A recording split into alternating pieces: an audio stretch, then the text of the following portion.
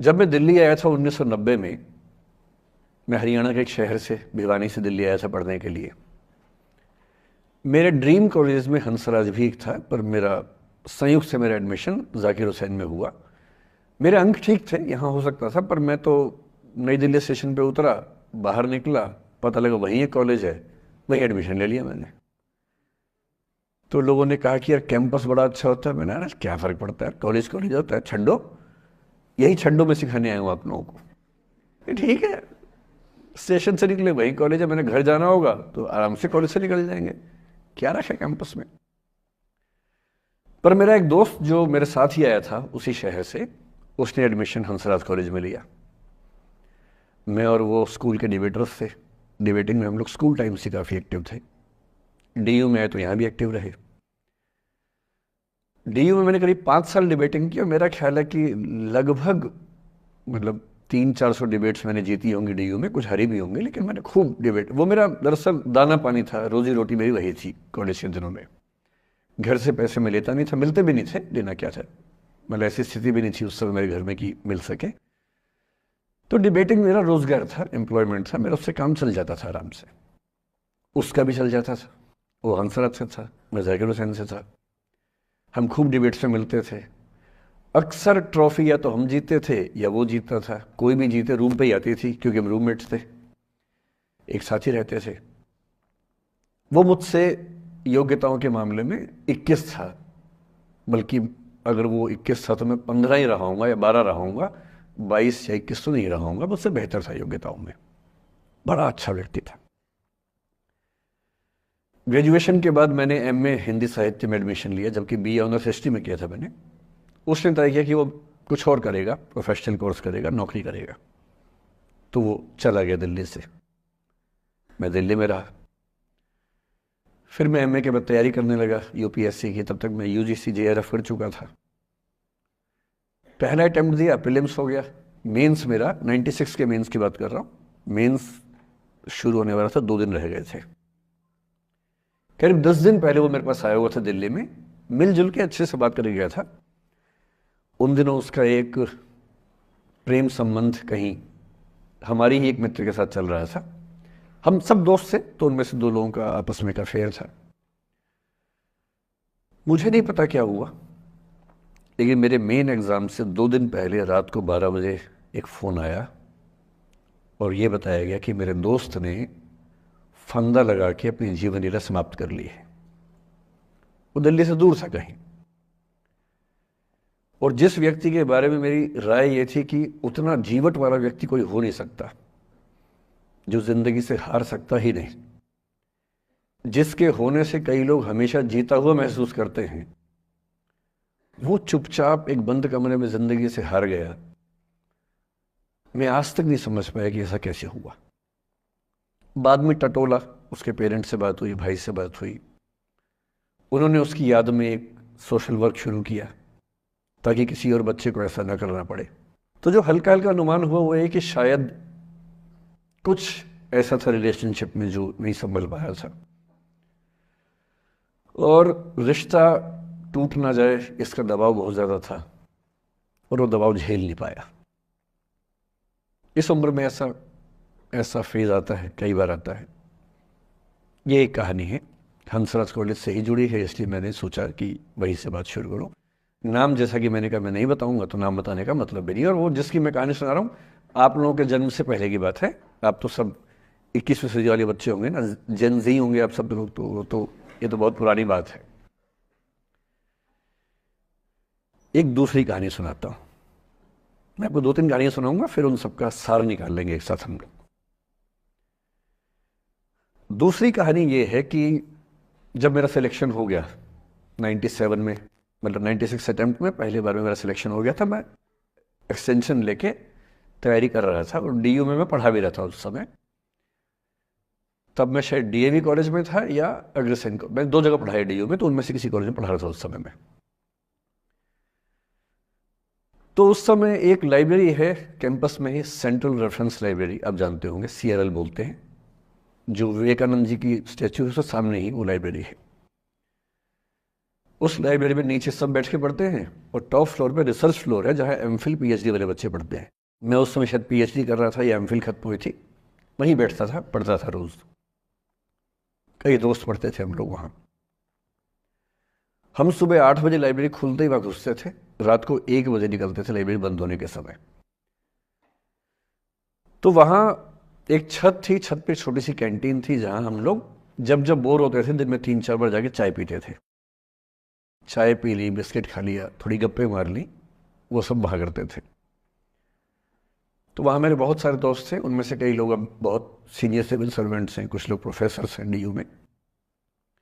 2 बच्चे थे मुझसे जूनियर, 3-4 साल जूनियर थे, बड़े प्यारे बच्चे थे। मुझे उस समय तक पढ़ाई लिखाई का शौक अच्छा खासा हो गया था, तो वो रोज़ मेरे साथ बैठते थे केवल बात करने के लिए। किसी मुद्दे पर बहस करनी है तो बहस होती थी, समझते थे। फिर मुझे पता लगा कि वो दोनों रिलेशनशिप में हैं, रिश्ते में हैं, दोनों ने शादी भी कर ली। उनकी योजना डीयू में पढ़ाने की थी या सिविल सर्विस की भी थी, शायद, पता नहीं। मेरा इंटरेक्शन बहुत ज़्यादा उसके बाद रहा नहीं उनसे, क्योंकि मैं सर्विस में चला गया था। इतने जिज्ञासु बच्चे थे दोनों, इतने जिज्ञासु कि उनसे मिलकर तबीयत खुश हो जाती थी, कि हर चीज़ जानने का मन करता था उनका, हर विषय पढ़ने का मन करता था।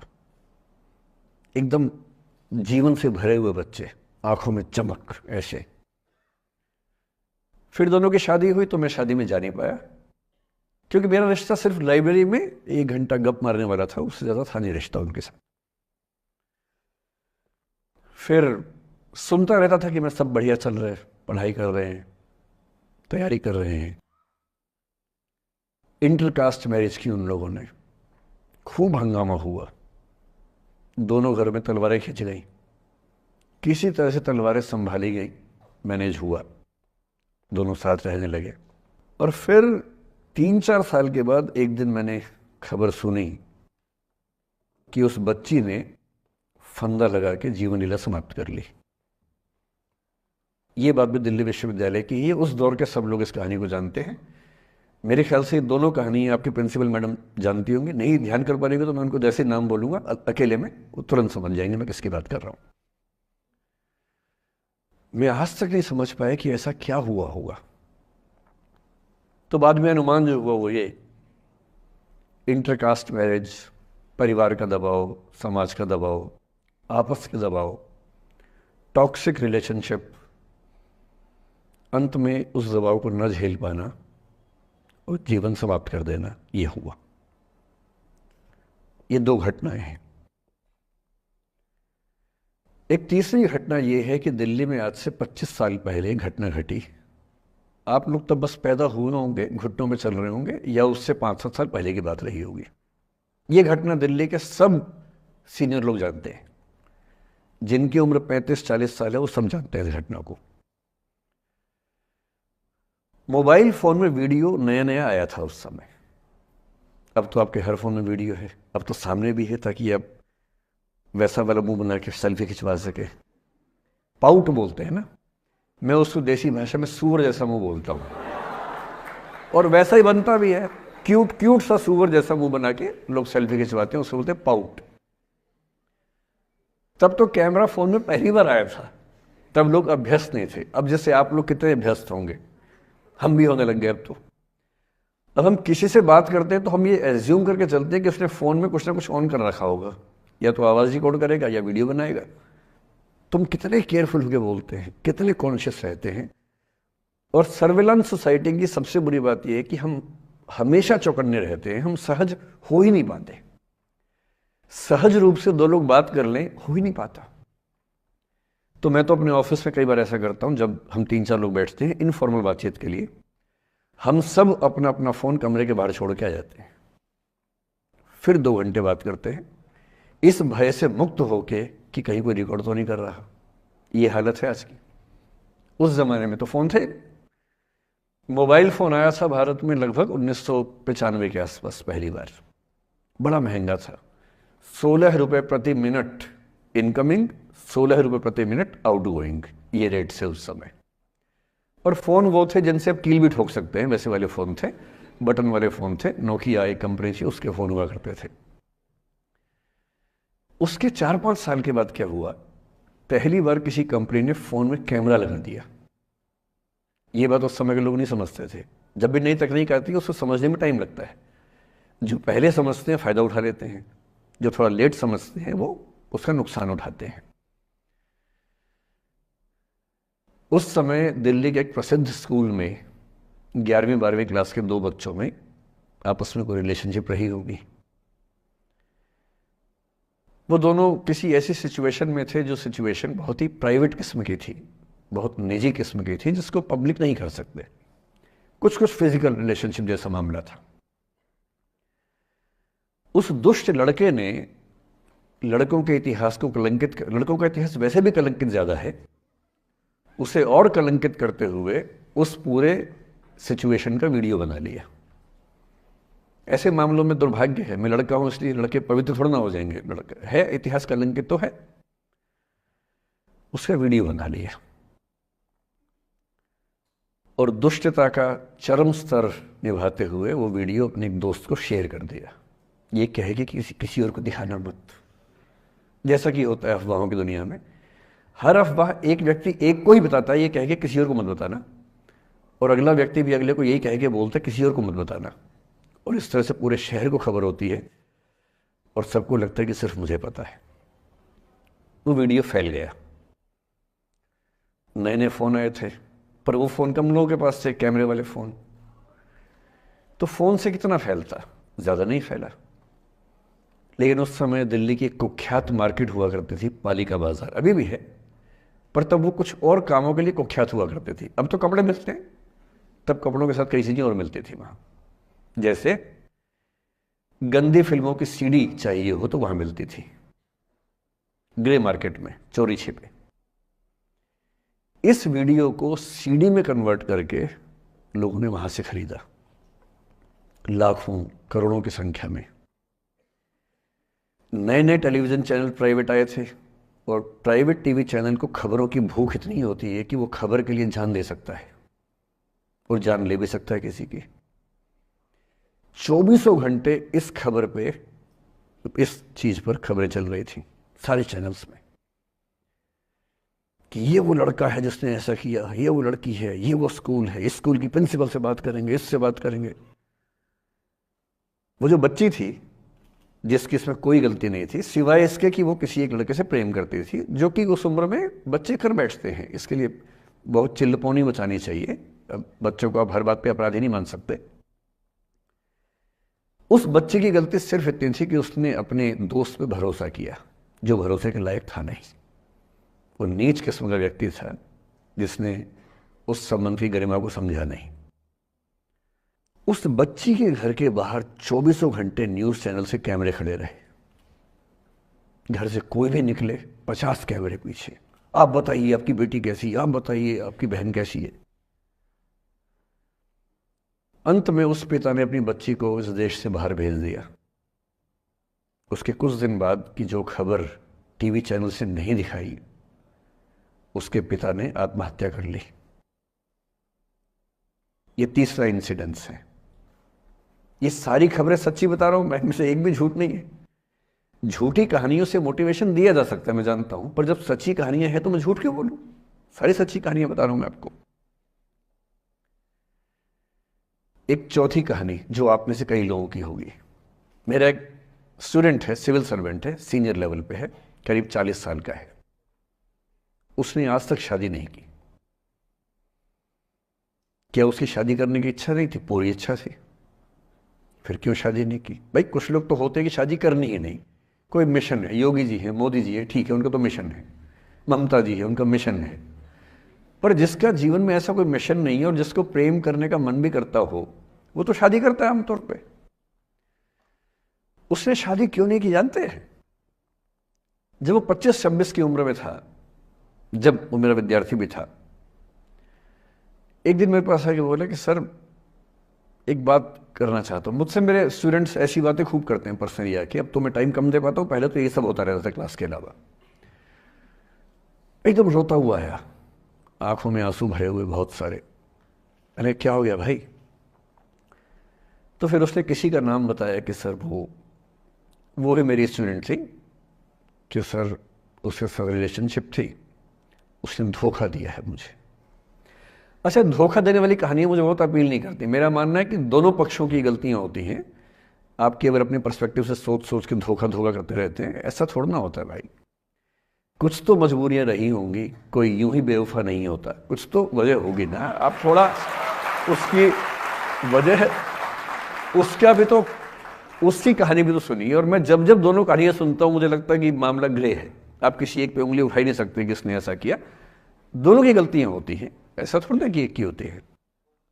बहरहाल इन भाई साहब को ऐसा लगा कि धोखा हो गया उनके साथ, तो मैंने कहा चलो कोई बात नहीं यार, हो गया तो हो गया, तू नहीं कोई और सही, ऐसा क्या है।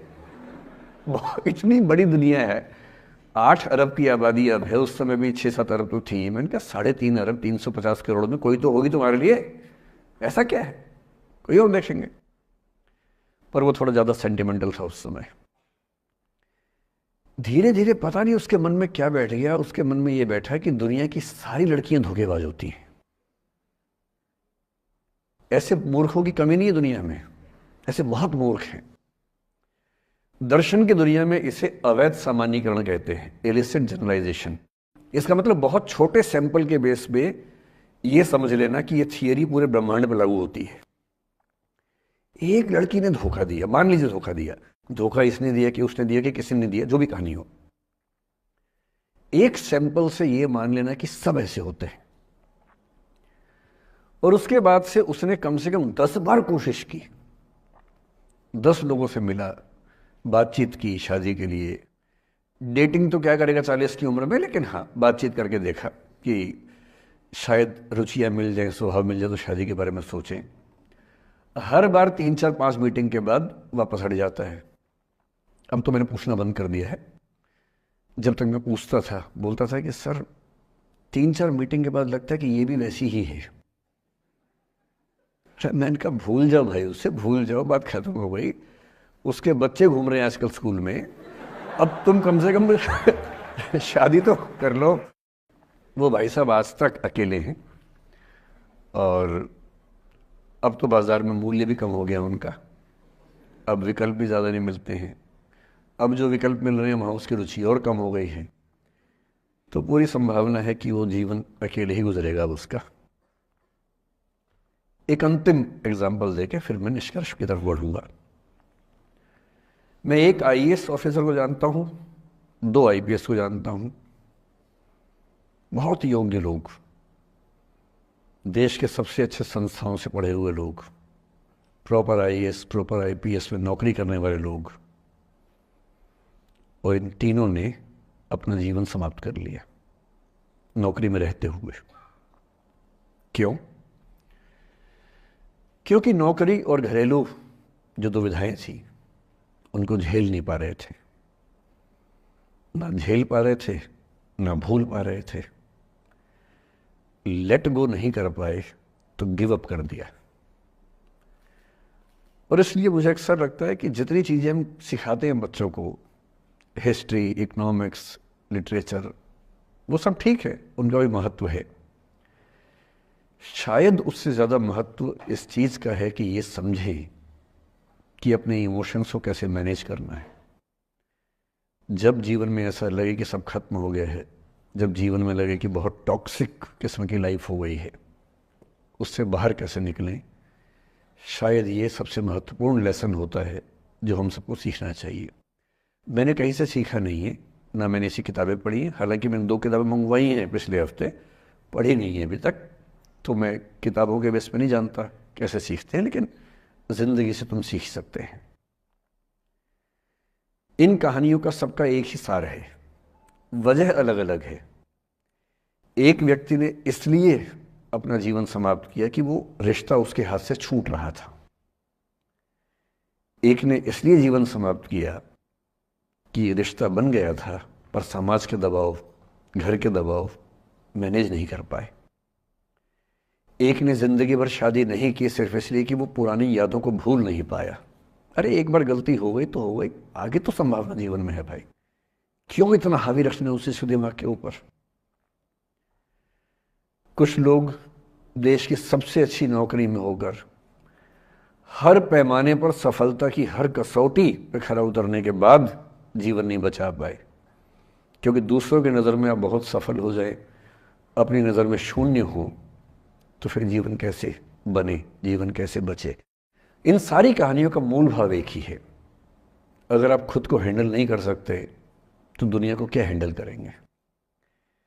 दुनिया को हैंडल करने से पहले खुद को हैंडल करना सीखना पड़ता है, और उसका सबसे आसान जो रामबाण उपाय है उसको बोलते हैं द आर्ट ऑफ लेटिंग गो। जाने दो। वो अफसाना जिसे अंजाम तक लाना ना हो मुमकिन, उसे